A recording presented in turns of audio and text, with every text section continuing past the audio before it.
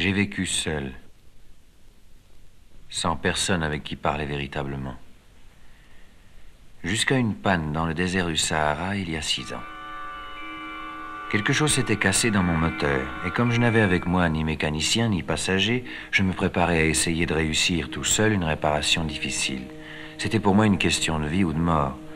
J'avais à peine de l'eau à boire pour 8 jours. Le premier soir, je me suis donc endormi sur le sable, à 1000 milles de toute terre habitée. J'étais bien plus isolé qu'un naufragé sur un radeau au milieu de l'océan. Alors vous imaginez ma surprise, au lever du jour, quand une drôle de petite voix m'a réveillé. S'il vous plaît, dessine-moi un mouton. Hein? Dessine-moi un mouton. J'ai sauté sur mes pieds comme si j'avais été frappé par la foudre.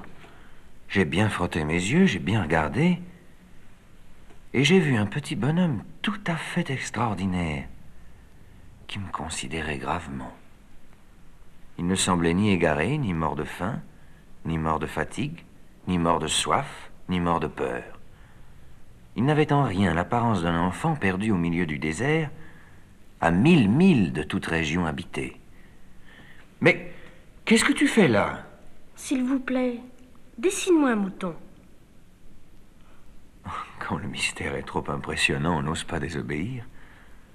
Aussi absurde que cela me sembla, je sortis de ma poche une feuille de papier, un stylographe, et je dessinai. Il regarda attentivement. Non, celui-là est déjà très malade. Fais-en un autre. Je dessinai un autre mouton. Tu vois bien, ce n'est pas un mouton, c'est un bélier, il a des cornes. Je refis donc encore mon dessin. Celui-là est trop vieux. Je veux un mouton qui vive longtemps. J'avais hâte de commencer le démontage de mon moteur. Je griffonnai une caisse avec 3 trous d'aération et lançai. Ça, c'est la caisse. Le mouton que tu veux est dedans. C'est tout à fait comme ça que je le voulais. Crois-tu qu'il faille beaucoup d'herbe à ce mouton? Pourquoi? Parce que chez moi, c'est tout petit. Ça suffira sûrement. Je t'ai donné un tout petit mouton. Pas si petit que ça.